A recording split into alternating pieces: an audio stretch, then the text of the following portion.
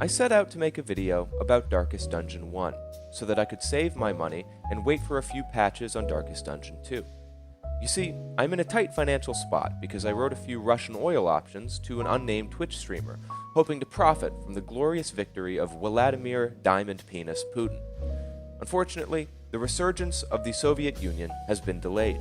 My counterparty is now attempting to collect his payment through the ancient rite of ass, cash, or grass, and I had saved my $40 for that reason. But now, I've decided to take a stand. Like the great Mother Russia risks it all to combat the oppressive regime of Vladimir Child Penis Zelensky and Joseph Child Penis Biden, I too shall risk it all against the power of my high-profile creditor. So come try it, you leftist bastard. Try to plunder me like the palace of Abdul Hamid, and I will show you a man with nothing to lose. Excuse me. All of that was a hallucination brought on by sleep deprivation and recreational Benadryl. The real reason I bought Darkest Dungeon 2 is because I attempted to return to Darkest Dungeon 1. I have 103 hours logged in that game as of the beginning of this script. How many times have I beaten it, you ask? Great question. How many times have you told your family that you love them today? Looks like we both have some unfinished business. Is it unimpressive that I haven't beat the final boss of Darkest Dungeon 1? Well, walk a mile in my 8.5 light-ups, and then you can judge me. I had a 60-hour village with a full roster of champion-level heroes. I also had the entire game get corrupted. The same happened to my next game, in which I had just beaten the first end boss. I play too carefully. I reject Radiant difficulty. I do not know how to back up my saves, and at this point, learning how would mean Red Hook has won.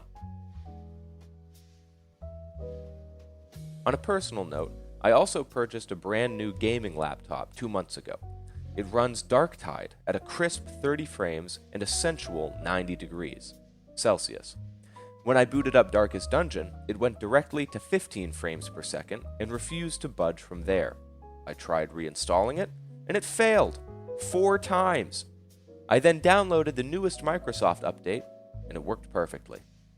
Well, my new save worked perfectly, as I had deleted all the other ones in an attempt to decorrupt my game files.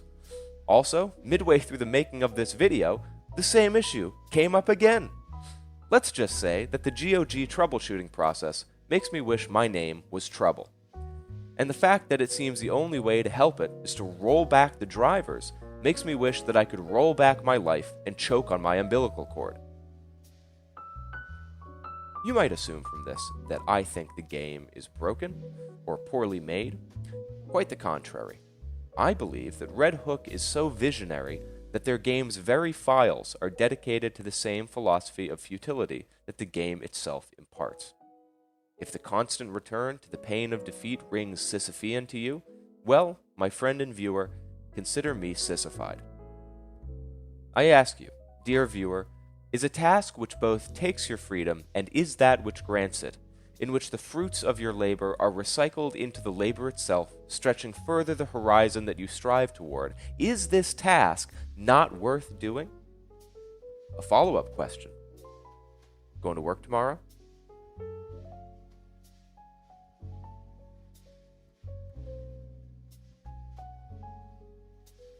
Darkest Dungeon taught me valuable lessons about suffering and futility. That's what video games are for, after all, and if you think differently, I will make fun of you on Reddit. I tried to teach my 3-year-old cousin this lesson by making him play Dark Souls while I critiqued his build and playstyle. I caught him playing Bugsnax 2 days later, and sold him on the dark web for being a quitter. Let's see if you can get good at kicking out taillights, Kevin. But why is Darkest Dungeon actually hard? The underlying gameplay of all these games is you, as a player, making a series of bets. You bet on whether your attack is going to bring the enemy to death's door, whether the heal crits, or whether you'll survive the next attack. These bets are based on statistics that are sometimes available to you, but sometimes are not. Sometimes the bet hits. Many times, it doesn't. Yes, you just witnessed the culmination of 3 hours of gameplay. What I have found after facing down the Chapter 3 boss 2 times, as of the writing of this section of the video, as you'll see later, I do it more, is that it may be a good idea to play through each boss sequentially and build up power and candles between each. I had a perfect run going. I cannot stress enough, if this run was a child, it would have gotten 7 DUIs that I covered up through legal threats. That is how easy the life of this run was. Watch this. That there is a royal flush. You look at that and tell me you're not erect. You're lying. Let me feel it. I know you're lying. Come on, don't be weird about it. In the footage backlogs, this is labeled the tragedy run.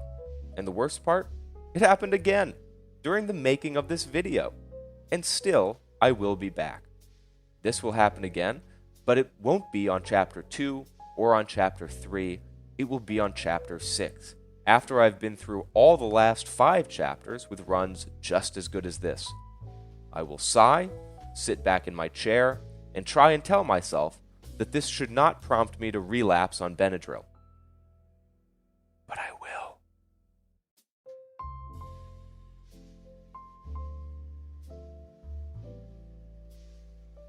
If you are an avid player, you will lose as many heroes as I have saved games. How to avoid this? Good question. It starts with mastering the action economy.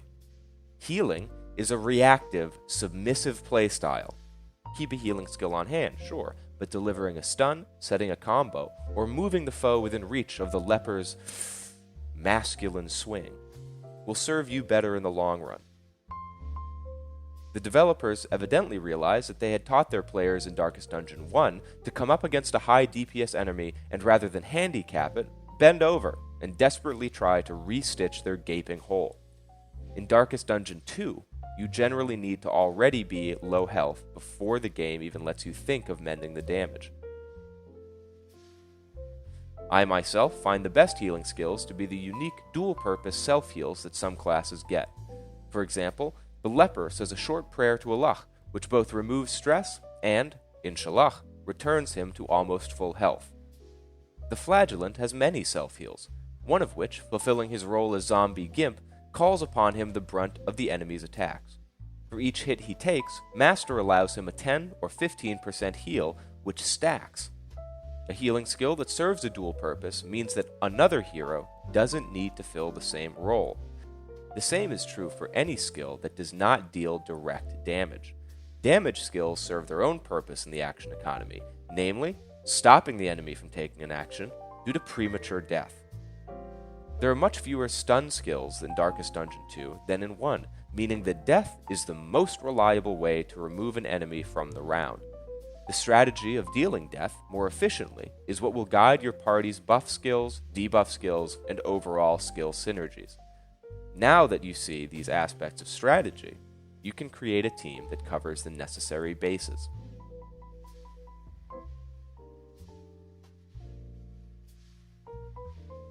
I'd like to introduce my preferred party composition, which I have dubbed Arabic Excellence.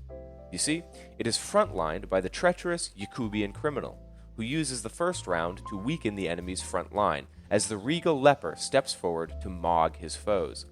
The leper is the most notable and beloved frontliner in the game, as well as being literally me. Of average height, he chose to be skilled in the blade rather than skilled at social interactions. That's why he couldn't keep his hands to himself, and is now just 3 millimeters of rotted skin away from being a Chad. Depending on the speed of the party, either my occultist or my backline runaway goes next. For those of you out of the know, the runaway is a new class made so that the college-aged Antifa members felt represented. Her skill in arson is only matched by her ability to fade into darkness when it comes time to face consequences, leaving the minority to clean up her mess. The occultist and runaway mainly fill the roles of debuffing and setting combos on the enemy, but each character can also cause remarkable damage. Likewise, the Highwayman is a high damage character, but also sets combos and steals positive tokens. Combos empower the occultist's only viable damage skill, and allows the leper to ignore his terminal blindness. If the backline begins getting the better of you, simply set them aflame, and then claw them into reach of the next point-blank shot.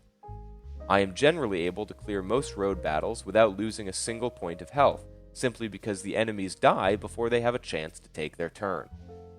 Cultists get a little tricky, but the runaway's cauterize ability means that I can actually come out of the battle with more health than I went in with.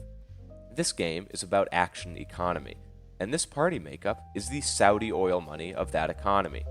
You can try to bargain to keep your principles, but the great moon will eclipse all. In a run I did not have the foresight to film, I found a trinket that blinded your hero on every turn, but also gave them a 66% critical chance. I threw it on my leper, respect my party for combos and corpse clearing, and I had to spend the rest of my night cleaning cum from the underside of my desk. Another trinket I found on a similar run gave my highwayman a 50-50 chance of either an extra action or being stunned. I just remember using in items to make him almost immune to stun, and then I used combat items to lock my leper into place and negate the backward movement caused by point-blank shot. When I saw that damage per round, I blacked out, from what doctors called a penis explosion. Before I move on to more of my degenerate brand of positive feedback, I want to spend time on something that annoyed me. The hero backstories are pretty good, as stories. The ones that are just the narrator telling you cryptic tragedies could have been done like an audio log, while the party did something else. Maybe fight a battle like the Shieldbreaker memories from 1. Maybe drive the coach through some dark representation of their trauma in the way the intro scenes do. You did not need to suck me away from the action to hear about it, and you did not need to jury-rig puzzles into a turn-based combat system. The system is good for tactical combat. It's purpose-built, like a Ferrari or a fleshlight. It may not excel at everything, but it has a good grip on the parts that matter. At best, the puzzles felt like driving a Ferrari just to get groceries. At worst, they felt like using a fleshlight to f*** my own ass. P-Man, the joke, it barely makes sense. What are you gonna do? You gonna f*** about it? No. Why do you keep asking me to do that? Anyway, back to party compositions. This one I call Boy Genius plus Phoebe's Boyfriend. Is it particularly good? Absolutely not. Is it a good meme for depressed women? I wouldn't know, as I am a perfectly sane man. Maybe it is a good party, and I just had a run where I got terrible RNG. That's the crux of Darkest Dungeon. You can never know if an idea is bad or good until you've tried it multiple times. Only the aggregate of many attempts can tell you whether you're on the right track. The last party I'll talk about seems to be the current meta by my research. And by my research, I mean guides on YouTube. Yep, I buckled at my 4th loss to the Obsession boss and tried to figure out what the fuck was going wrong. I cannot stress enough, from the beginning to the end of this script, my frustration at that boss has skyrocketed. And as it turns out, my bias against the Jester was unfounded, as he has literally the most powerful skill in the game, which gives anyone a second turn. My problem? I like seeing big number on screen, and I fail to consider other factors, such as winning the game. My second problem is that I haven't unlocked that skill. I got stuck on the Jester's 4th puzzle for 4 tries, which looking back was the difficulty of a chimpanzee lab test. And yet somehow, every time I came to it, my mind became as smooth as a cue ball. The Jester is a strong buff and debuff character, and can be spec'd to deal serious bleed and finale damage if that's what you're going for. For this party, I did not run point-blank shot because I prefer the man-at-arms to be up front. If he gets moved, I'd rather have him hold the line, or else I risk playing Mahjong with my back lines. Plague Doctor brings up the rear, being relegated to a support and artillery role, even though she is the only one of these 4 with any amount of formal education. And that's what she gets for defending the vaccine. This party got me through chapters 1 and 2 with little to no issues. In fact, by the time I was rolling up to the Obsession boss after 5 hours of gameplay, I felt overpowered. But again, for some reason, I failed to grasp this Jean-Paul Charter gaze of the other ass boss mechanic. So once this fuck starts spitting limerence and stealing tokens, I proceeded to get dookied upon. As I wrap up this video, I go to dive back into Obsession chapter once again.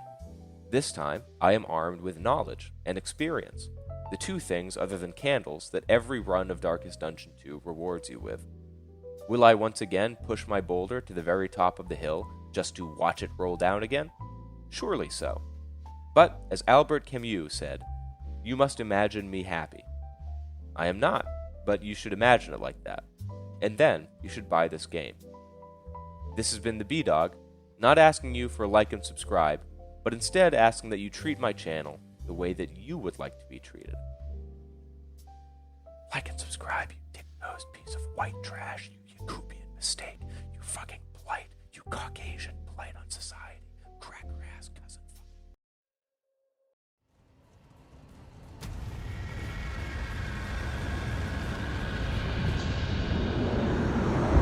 You have to find a dream that's so big that it overwhelms all of your fears and causes you to never give up.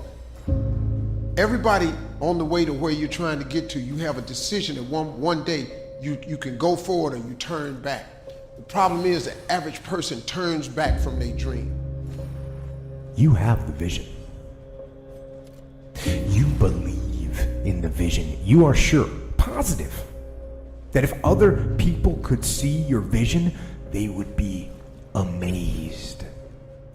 Your goals and dreams have to be bigger than your problems. If you're going through hell, keep going. I mean, why would you stop there? You know, I was in hell, so why stop now? If you're going through hell, you should keep going. Where you get to the next level of your life is keep going. Keep going, keep running. Even when you don't even know, even it turns into chaos. You cannot be great if you cannot operate in chaos.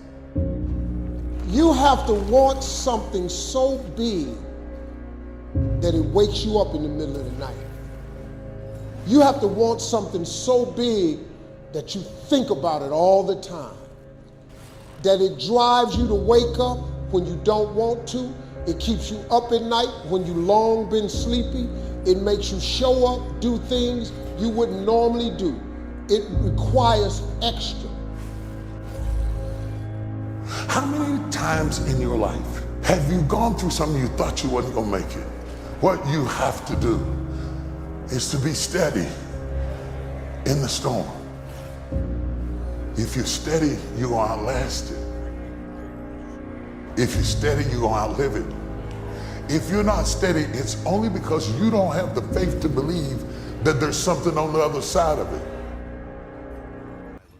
That I could do it. There were times that I doubted myself.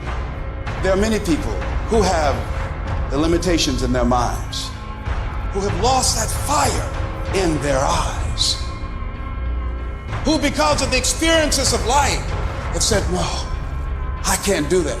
A lot of people never try anything differently because when they thought about doing something at some critical point in their lives, somebody they respected and honored, someone they trusted said, you can't do that.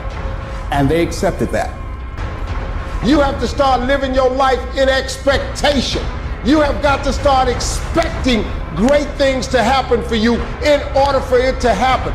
If you live your life in expectations, that's what happens to you. If you live your life in despair, that's what happens to you. Obsession blinded you to your blessings and smothered you in a fever dream of dissatisfaction.